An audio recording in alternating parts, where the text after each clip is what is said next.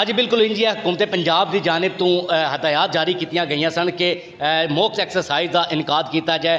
ਦਹਿਸ਼ਤਗਰਦਾਂ ਨੂੰ ਕਿਸ ਤਰ੍ਹਾਂ ਉਹਨਾਂ ਨਾਲ ਨਿਪਟਣਾ ਹੈ ਤੇ ਉਹਨਾਂ ਨੂੰ ਕਿਸ ਤਰ੍ਹਾਂ ਫੌਰੀ ਤੌਰ 'ਤੇ ਉਹਨਾਂ ਪਰ ਆਪਣੀ ਗ੍ਰਿਫਤ ਜਮਾਣੀ ਹੈ। ਤਾਂ ਅੱਜ ਇਹ ਅਮਲੀ ਤੌਰ 'ਤੇ ਇੱਕ ਫਰਜ਼ੀ ਕੰਮ ਹੈ ਜਿਹੜਾ ਥਾਣਾ ਸਦਰ ਵਿੱਚ ਕੀਤਾ ਗਿਆ। ਦੋ ਜੋ ਗ੍ਰਿਫਤਾਰ ਕੀਤੇ ਗਏ ਨੇ ਦਹਿਸ਼ਤਗਰਦ ਜਿਹੜੇ ਜ਼ਖਮੀ ਹਾਲਤ 'ਚ ਗ੍ਰਿਫਤਾਰ ਕੀਤੇ ਗਏ ਨੇ।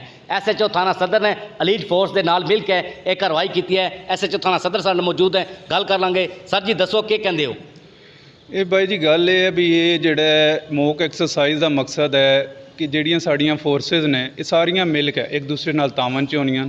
ਅਸਾਂ ਰਲ ਕੇ 1122 ਉਸ ਤੋਂ ਬਾਅਦ ਐਲੀਟ ਫੋਰਸ ਲੋਕਲ ਸਾਡੀ ਪੁਲਿਸ, ਉਸ ਤੋਂ ਬਾਅਦ ਦੀਗਰ ਸਾਡੀਆਂ ਜਿਹੜੀਆਂ ਲੋਕਲ ਏਜੰਸੀਆਂ ਅਸੀਂ ਸਾਰੇ ਰਲ ਕੇ ਇਹ ਇਸ ਤਰ੍ਹਾਂ ਦੀ ਕਾਰਵਾਈ ਕਰਦੇ ਹਾਂ ਵੀ ਜਿਹਦੇ ਵਿੱਚ ਅੱਲਾ ਨਾ ਕਰੇ ਕੋਈ ਵਜ੍ਹਾ ਹਾਦਸਾ ਹੋ ਜਾਂਦਾ ਹੈ, ਜਿਸ ਤਰ੍ਹਾਂ ਦਾ ਕਿਸੇ ਸਰਕਾਰੀ ਇਮਲਾਕ 'ਤੇ ਹਮਲਾ ਹੋ ਜਾਂਦਾ ਹੈ ਜਾਂ ਕੋਈ ਇਸ ਤਰ੍ਹਾਂ ਦਾ ਵਾਕਿਆ ਹੋ ਜਾਂਦਾ ਹੈ, ਉਸ ਨਾਲ ਨਿਪਟਣ ਵਾਸਤੇ ਆਪਣੀਆਂ ਫੋਰਸਿਸ ਨੂੰ ਆਪਣੇ ਜਵਾਨਾਂ ਨੂੰ ਅਲਰਟ ਰੱਖਣ ਵਾਸਤੇ ਇਹ ਪ੍ਰੈਕਟਿਸ ਔਰ ਇਹ ਮੌਕ ਐਕਸਰਸਾਈਜ਼ ਕੀਤੀ ਜਾਂਦੀ ਹੈ।